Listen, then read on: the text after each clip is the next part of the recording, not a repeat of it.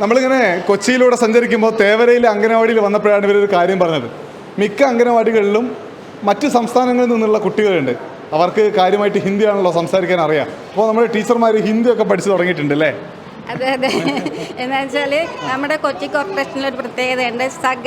കുറേ അധികം സ്റ്റേറ്റിൽ നിന്നുള്ള കുട്ടികൾ, രക്ഷാകർത്താക്കൾ ഇവിടെ ജോലിക്കായിട്ട് വരുന്നവരൊക്കെ ഉണ്ട്.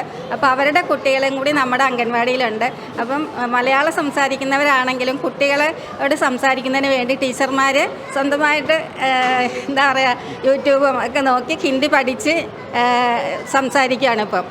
പാട്ടുകളും ഒക്കെ ടീച്ചർമാർ അതുമായിട്ട് ചേർന്ന് ചെയ്യുന്നുണ്ട്. അപ്പോൾ മിക്കയിടത്തെ ടീച്ചർമാരും ഈ ഹിന്ദി നല്ല ഫ്ലുവൻ്റ് ആയിട്ട് സംസാരിക്കുന്നുണ്ട് ഇപ്പോൾ. അപ്പോൾ നമ്മൾക്ക് ഹിന്ദി പിള്ളേർ വരണമെങ്കിൽ നമ്മൾ അവർ പാരൻസിനോടും പിള്ളേരോടും ഹിന്ദി പറഞ്ഞാലും കുറച്ച് നാളും കഴിയുമ്പോൾ നമ്മുടെ ഈ കുഞ്ഞുങ്ങളെ കൂടിയാണല്ലോ അവർ ഇടപെടുന്നത്.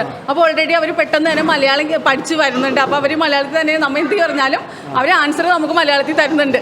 അതുകൊണ്ട് ഞങ്ങൾക്കും വളരെ ഒരു സന്തോഷമാണ്. യു പിയിലാണ്, ഉത്തർപ്രദേശിലാണ് വീട്. അപ്പോൾ 2 വർഷമായിട്ട് നമ്മുടെ അംഗൻവാടിയിലുണ്ട്. ഈ കുഞ്ഞ് 3 വയസ്സായപ്പോൾ വന്നതാണ്.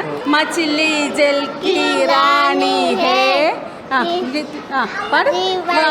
जीवन उसका पानी है, हाथ डालेगी तो मछली मर जाएगी.